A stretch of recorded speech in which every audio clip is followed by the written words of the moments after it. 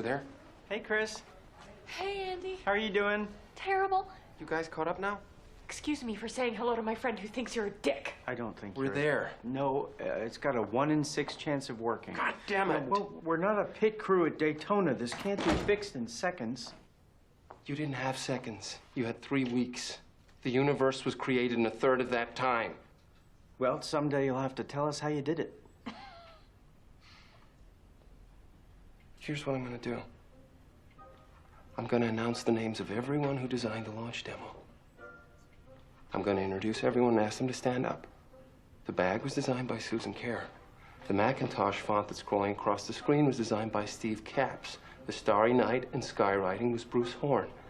Mac Paint, Mac Wright, Alice, down to the calculator. And then I'm gonna say the voice demo that didn't work was designed by Andy Hertzfeld.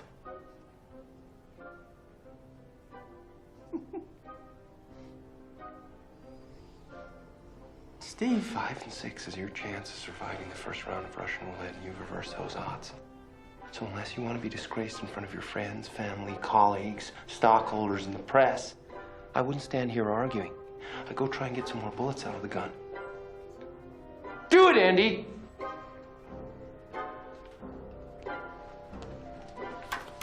Stop, you. What size shirt do you wear? Me? Does anyone know what size shirt he wears? Does anyone know what size shirt I wear? Does anyone know where the closest psychiatrist The is? disc fits in your pocket. I need a shirt with a breast pocket. I can take it out on stage. A shirt? The disc. I need a white shirt in my size with a breast pocket. Yes. Which one of the no stores that are open at 8:45 do you want me to have someone run to and return from in 15 minutes? Go out in the lobby, find someone my size who's wearing a white shirt, tell them I'll trade him for a free computer, and they get to keep my shirt. Does it have to be a white shirt? Is blue okay? No, the Mac is beige, I'm beige, the disc is blue, the shirt has to be white. Andy?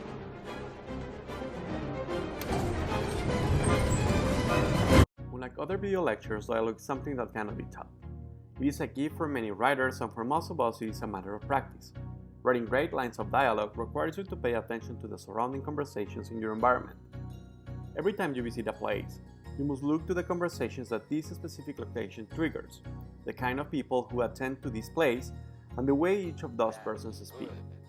The only way to learn to write good lines of dialogue is to first learn to listen carefully.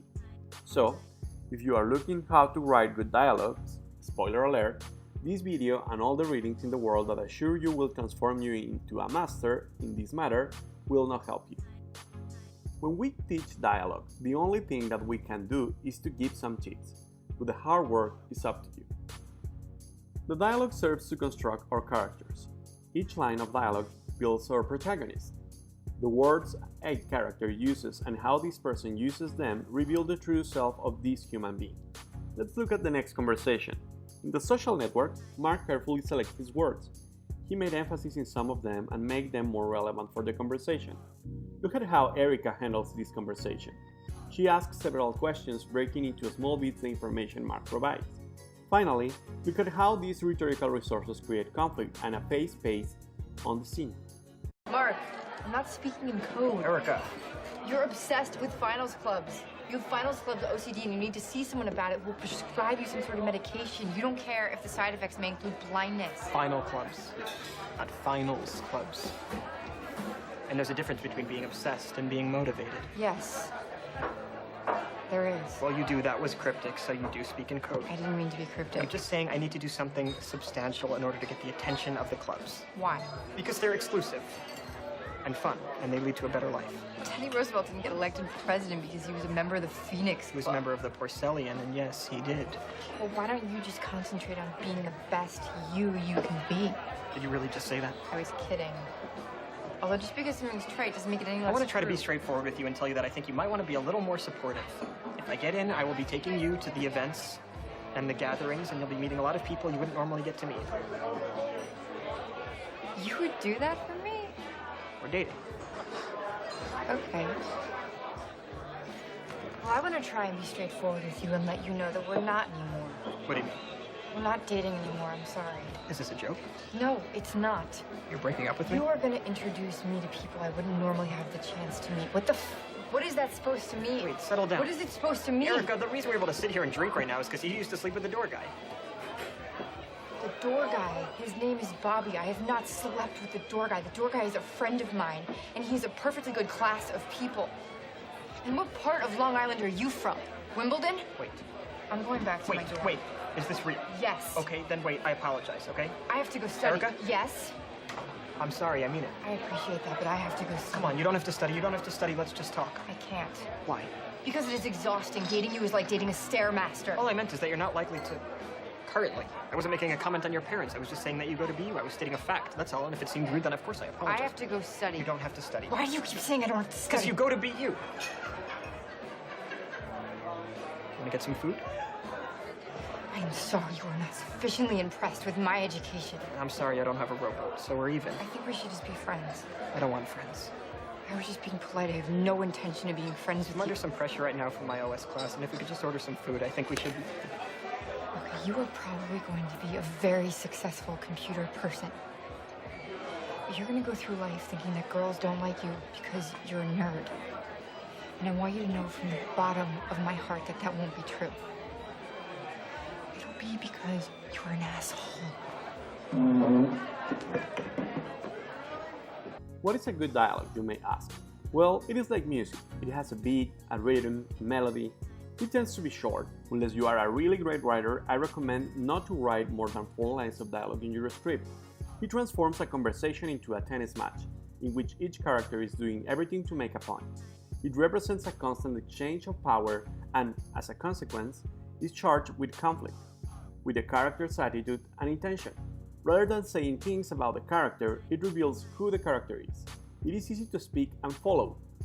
See this example from Duck Soup and notice how Groucho dominates the scene and imposes a rhythm with each of his interventions.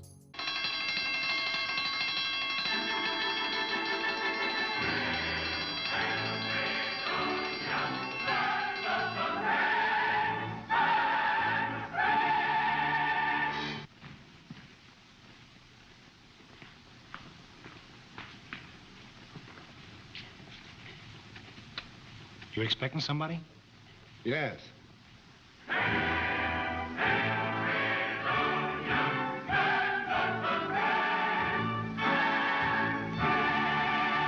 Oh, Your Excellency. We've been expecting you. As chairwoman of the reception committee, I extend the good wishes of every man, woman, and child of Fredonia. Never mind that stuff. Take a card. Card? What'll I do with the card? You can keep it. I've got 51 left. Now, what were you saying? As chairwoman of the reception committee, I welcome you with open arms. Is that so? How late do you stay open? I've sponsored your appointment because I feel you are the most able statesman in all Fredonia. Well, that covers a lot of ground. Say, you cover a lot of ground yourself. You better beat it. I hear they're going to tear you down and put up an office building where you're standing. You can leave in a taxi. If you can't get a taxi, you can leave in a huff. If that's too soon, you can leave in a minute and a huff. You know you haven't stopped talking since I came here? You must have been vaccinated with a phonograph needle. The future of Fredonia rests on you. Promise me you'll follow in the footsteps of my husband. How do you like that? I haven't been on the job 5 minutes, and already she's making advances to me. Not that I care, but where is your husband? Why, he's dead. I'll bet he's just using that as an excuse. I was with him till the very end. No wonder he passed away. I held him in my arms and kissed him. Oh, I see. Then it was murder. Will you marry me? Did he leave you any money? Answer the second question first. He left me his entire fortune. Is that so? Can't you see what I'm trying to tell you? I love you. Oh, Your Excellency. You're not so bad yourself. What is a bad dialogue then? A bad dialogue is flat, artificial, difficult to follow, boring most of the time. It tends to be over-explanatory and transforms all the characters into the same person. The characters say everything they think and feel, simplifying them instead of building their complexity. The Room is a phenomenal example of how bad a dialogue can be, and Twilight as well. I did not hit her. It's not true. It's bullshit. I did not hit her. I did not. Oh, hi, Mark. Oh, hey, Johnny, what's up? I have a problem with Lisa. She said that I hit her. What? Well, did you? No, it's not true. Don't even ask. What's new with you? Well, I'm just sitting up here thinking, you know? I got a question for you. Yeah. You think girls like to cheat like guys do? What makes you say that? I don't know. I'm just thinking. I don't have to worry about that because Lisa's loyal to me. Yeah, man, you never know. People are very strange these days. I used to know a girl. She had a dozen guys. One of them found out about it, beat her up so bad she ended up in a hospital on Guerrero Street. What a story, Mark. Yeah, you can say that again. I'm so happy I have you as my best friend, and I love Lisa so much. Yeah, man. Yeah, you are very lucky. Well, maybe you should have a girl, Mark. Yeah. Yeah, maybe you're right. Maybe I have one already. I don't know yet. Well, what happened? Remember Betty? That's her name? Betty? Yeah. Yeah, we don't see each other anymore. You know, she wasn't any good in bed. She was beautiful, but we had too many arguments. That's too bad. My Lisa's great when I can get it. Oh, man, I just can't figure women out. Sometimes they're just too smart. Sometimes they're flat out stupid. Other times they're just evil. It seems to me like you're an expert, Mark. No, definitely not an expert, Johnny. What's bothering you, Mark? Nothing, man. Do you have some secrets? Forget it. Why don't you tell Why? me? Come Forget on. it, dude. Is it some secret? No, Tell me, forget it. come I'll on. talk to you later. Well, whatever.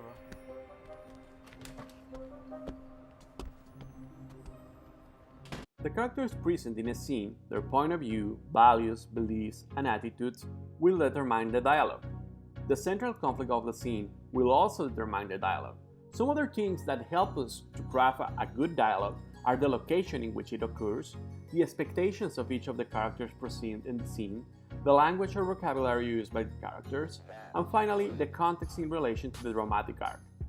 Let's watch this sequence from Kramer vs. Kramer to see how all these elements craft the catalyst of the story. You know Jack Edrich over in accounting? He committed suicide. Yeah, hi. Ted Kramer. Listen, I gotta get those photos from the retoucher by tomorrow morning, okay? I'm leaving you. Honey, please. I can't hear. What?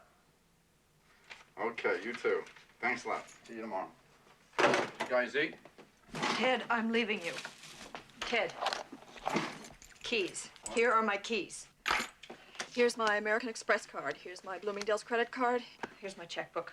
I've taken $2,000 out of our savings account because that's what I had in the bank when we first got married.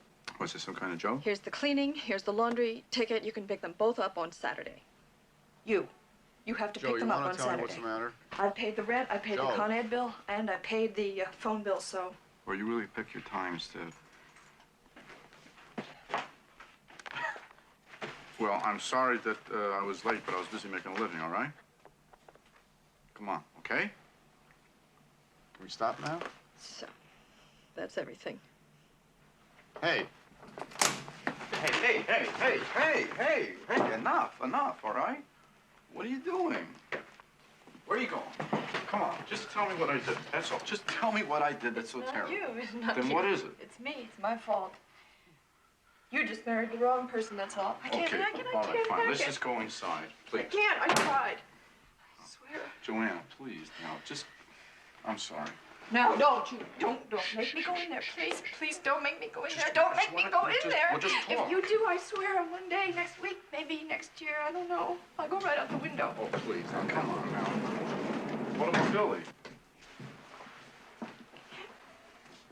I'm not taking him with me. I'm no good for him. I'm terrible with him. I have no patience. He's better off without me. Joanne, please.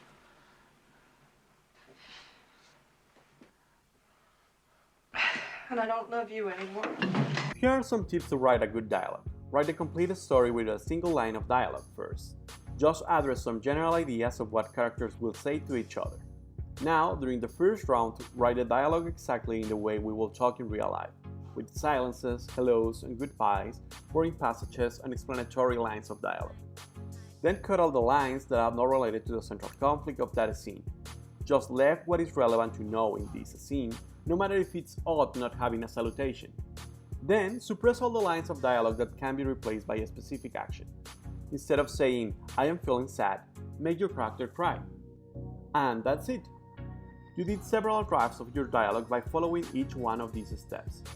Remember, a bad scene causes a lossy dialogue. The right scene in the right place provides excellent discussion. Some final pieces of advice. The characters talk about things they already know. They do not try to make the viewer understand them. They are communicating with the other characters. So, the characters do not ask banal questions, and when they do it, they respond unexpectedly. Replace all the dialogues you can with specific actions. An image is always the best option instead of a line of dialogue. Use pauses and punctuation correctly. It is not the same to say, "You are alive," "You are alive," "You are alive," "You are alive," "You are alive." Finally, once you finish your dialogue, read it out loud. Now, let's look at 2 good examples of great dialogue and 2 horrible examples of a poor and lousy dialogue. You know that? Okay. Now, in time, you'll feel differently. You'll be glad I stopped you now. I know that.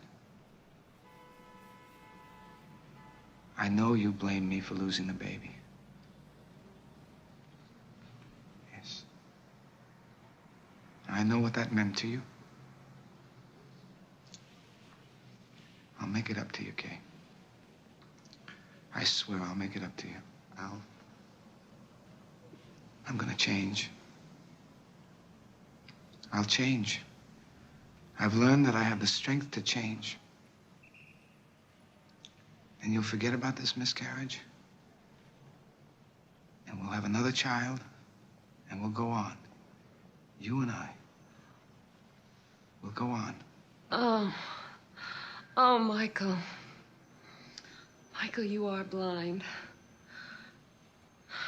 It wasn't a miscarriage. It was an abortion. An abortion, Michael. Just like our marriage is an abortion. Something that's unholy and evil. I didn't want your son, Michael. I wouldn't bring another one of your sons into this world. It was an abortion, Michael. It was a son, and I had it killed because this must all end. I know now that it's over. I knew it then. There would be no way, Michael. No way you could ever forgive me. Not with this Sicilian thing that's been going on for 2,000 years. Oh!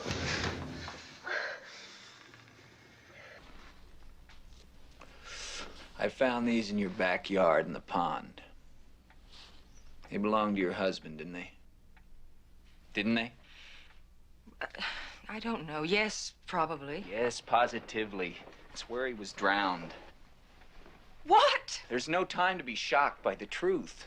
The coroner's report proves that he had salt water in his lungs when he was killed. Just take my word for it, all right? Now, I want to know how it happened, and I want to know why, and I want to know before Escobar gets here, because I don't want to lose my license. I don't know what you are talking about. This is the craziest, the most insane thing. Stop it! I'm going to make it easy for you. You were jealous. You had a fight. He fell. He hit his head. It was an accident. But his girl is a witness, so you had to shut her up. You don't have the guts to harm her, but you got the money to keep her mouth shut. Yes or no? No! Who is she? And don't give me that crap about your sister, because you don't have a sister. I'll tell you the truth. Good. What's her name? Catherine. Catherine who? She's my daughter. I said I want the truth. She's my sister. She's my daughter. My sister, my daughter. I said I want the truth. She's my sister and my daughter. Go on, please, go back. For God's sake, keep her upstairs. Go back.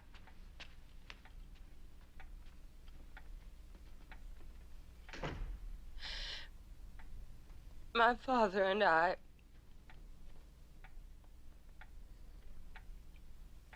understand?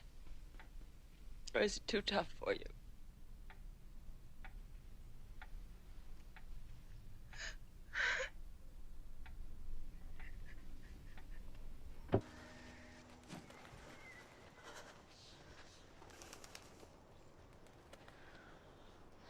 You're impossibly fast and strong. Your skin is pale white and ice cold. Your eyes change color. And sometimes you speak like you're from a different time. You never eat or drink anything. You don't go out in the sunlight.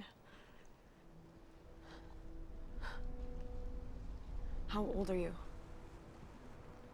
17. How long have you been 17? A while.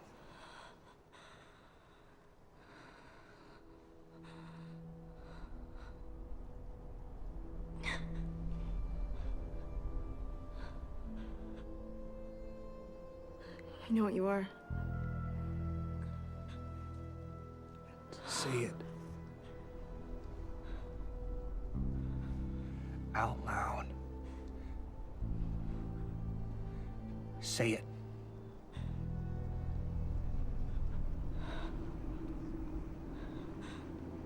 Vampire. Are you afraid?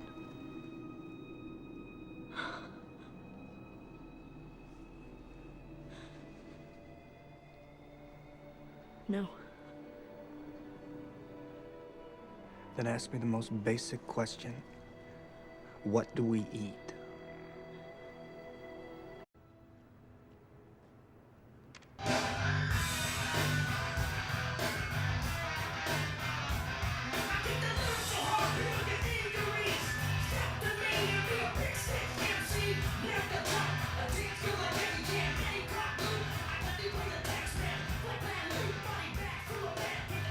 Hey, you want to turn that down? You fucking turn it down. I don't think this is the best time to be drawing attention to ourselves. Hey, Beavis, turn the fucking radio off. What the fuck is your problem, bitch? Bitch. You know what? Creating a scene right now would be a bad thing. Yeah, that's right. Why don't you come over here so we can kick your ass?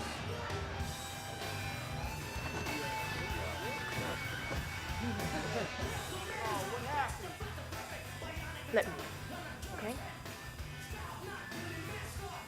Go ahead. You know what you boys need is to develop better people skills. However, in the meantime, excuse me. You ever heard of Thai Muay Chai? No. Okay. In traditional Thai Muay Chai, there are 5 levels of digital orb extrusion. That's the gouging out of your opponent's eyeball with one's finger. Now, the highest and most difficult to master is my personal favorite, Kai Toi Mai. Loosely translated, that's the rip that takes the past. Now, once the thumb liquefies the eye, it is deftly and immediately replaced by the forefinger. Deep thrust, hooking around, and securing the ocular nerve. And then removing it with such force as to bring with it, by suction, a vital portion of the visual cortex. The part of the brain, as I'm sure you may know, that stores visual memory. Now, the extraordinary element of this move, the genius of it, the absolute poetry of it, is that aside from the obvious wound, one's opponent is left with no memory of anything he has ever seen. Family, friends, nothing. Hence, Kai Toi Mai. The rip that takes the past. As you can imagine, very difficult to practice here in the United States, but I felt well worth the trips to the Chiang Mai province.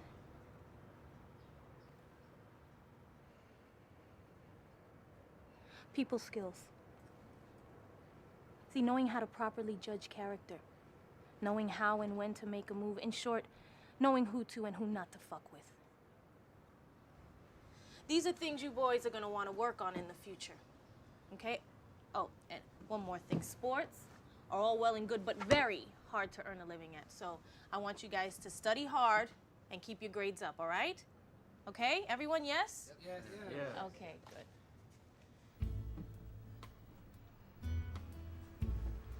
Ryan, let's go.